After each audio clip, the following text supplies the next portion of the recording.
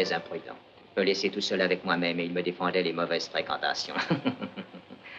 Quelle inconséquence. Mais quelle prodigieuse destinée. Les cinéphiles reconnaîtront les mots de Jacques Prévert mis dans la bouche de Pierre-François Lassner, vous savez, le célèbre écrivain criminel dans Les Enfants du Paradis. Mais aujourd'hui, c'est dans la voix du président tunisien Kais Saïed que le laïus semble résonner. Il faut dire que le bonhomme, arrivé au pouvoir par un coup de force en 2021, semble assez seul avec lui-même ces derniers temps. Un soliloque étrange et dangereux qui n'épargne ni ses amis, ni ses adversaires. Pour preuve, son dernier caprice en date, le limogeage de 19 de ses ministres à 6 semaines de l'élection présidentielle. En 4 ans, à peine, le président a déjà usé 4 premiers ministres et on attend la nomination d'un 5e.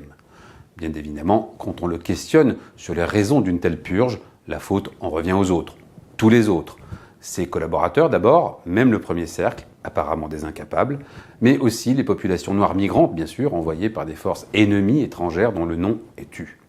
La faute aussi à ses opposants, mais là encore, le Lassner de Carthage a tout prévu. Pour assurer sa victoire à la prochaine élection, Kais Saïed a fait le ménage. Le 5 août dernier, un tribunal a condamné 5 candidats potentiels à 8 mois de prison, assortis d'une interdiction d'être élus. Simple, efficace.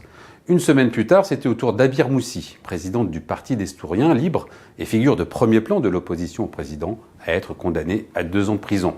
Son crime, je cite, avoir répandu de fausses nouvelles et des rumeurs au sujet de la commission électorale, à la suite d'une plainte déposée par cette même commission qui, on l'aura compris, fait les yeux doux au président Kais Saïed. Alors certes, ce chef d'État, un tantinet chafouin et ultra-laïque, a bien fait son travail en envoyant en prison une grande partie des membres du parti islamiste Ennahda, qui au sortir du printemps arabe avait le vent en poupe. Mais le fait est qu'il serait toujours très haut dans l'opinion tunisienne. Kais Saïed n'en a cure. Bref, dans la tête du président tunisien, comme pour les Tunisiens, c'est tendu.